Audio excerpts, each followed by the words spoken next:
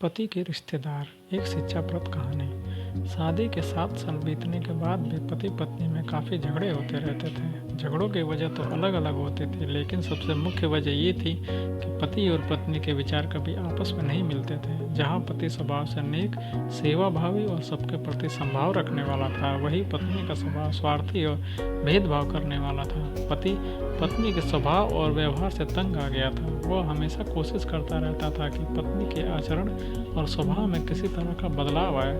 पत्नी अपने ससुराल के रिश्तेदारों के साथ कभी सीधे मुंह बात न करती। कई लोग उसके खराब व्यवहार के कारण नाराज हो जाते, लेकिन पत्नी उसकी परवाह नहीं करती। पति को इस बात से काफ़ी दुख होता कि उसकी पत्नी उससे इतनी विपरीत क्यों है। परेशान हो चुके पति ने अब खुद ही परिस्थिति को सुधारने का मन बनाया और एक योजना बनाई। अगले दिन पति ने पत्नी से कहा, सुनो कम्मो, मैं सोच रहा था कि मम्मी पापा, बहन भाई और उनके बच्चों को घर पर बुला लेता हूँ। काफ़ी समय हो गया उनसे मिले हुए। इसी बहाने उनसे मिल भी लेंगे और उनके साथ थोड़ा समय बिताने के लिए भी मिल जाएगा। तुम क्या कहती हो? पत्नी के चेहरे से साफ दिख रहा था कि उसे ये आइडिया पसंद नहीं आया, लेकिन उसने पति का मन रखने के लिए बेमन से हाँ कह दिया। पति खुश हो गया और पत्नी को अगले दिन अच्छा खाना बनाने के लिए बोलकर सभी को फ़ोन करके बड़े प्यार से अपने घर आने के लिए न्योता देने लगा। जब पति फ़ोन पर था तो पत्नी सोच रही थी, ये आदमी भी ना अपने फालतू के कामों से बाज नहीं आएगा। क्या ज़रूरत है सबको घर बुलाने की? सब मेरे घर आएंगे और राजाओं की तरह आर्डर करेंगे और मैं दासी की तरह उनकी सेवा करूंगी। नहीं नहीं, मैं ऐसा नहीं होने दूंगी। अच्छा खाना तो क्या, मैं इन्हें सादा खाना भी नसीब नहीं होने दूंगी। देखते हो कितनी देर टिकते हैं ये लोग मेरे घर। अगले दिन सुबह पति काफ़ी खुश था। जब सिर्फ 2 ही घंटे बचे थे सभी मेहमानों का आने के लिए, पति ने अपनी पत्नी से पूछा, अच्छा बताओ तो सही, आज सबको खाने में क्या स्पेशल खिलाने वाली हो? पत्नी मुंह बनाते हुए बोली, स्पेशल खाना क्यों? तुम्हारे माँ बाप, भाई बहन कोई मेहमान थोड़ी है, उनके लिए कोई स्पेशल खाना नहीं बनाया है मैंने।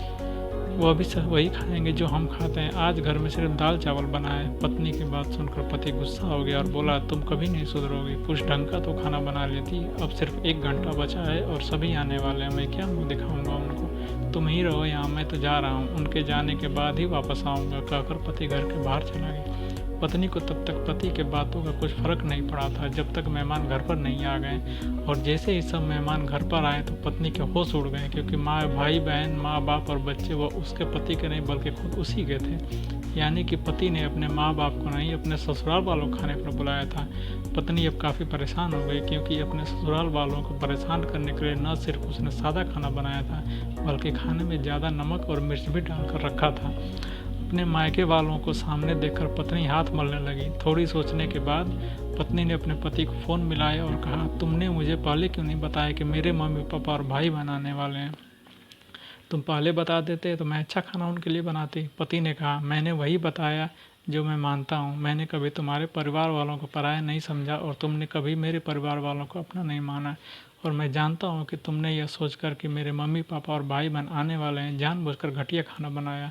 अब तुमने जो किया है उसे तुम खुद ही भुगतो। मुझे पता है तुमने मुझे इसलिए फ़ोन किया होगा ताकि बाहर से खाना मंगवा सको, लेकिन मैं ऐसा नहीं करूँगा, ताकि तुम्हें तुम्हारे किए की सज़ा मिल सके। इतना कहकर पति ने फ़ोन काट दिया। न चाहते हुए भी पत्नी को अपने मायके वालों को वही खाना खिलाना पड़ा। उसके रिश्तेदार ज़्यादा मिर्च और नमक वाला खाना भी ऐसा सोचकर खा गए कि बेटी से गलती हो गई होगी। लेकिन बाद में जब दामाद ने सारी बात उन्हें बताई, तब उन्हें बहुत शर्मिंदगी हुई और सभी उसके बुरे बर्ताव के लिए डांट कर उससे नाराज़ होकर चले गए। दोस्तों, अच्छे रिश्ते बनाए जाते हैं प्यार और अच्छे व्यवहार से।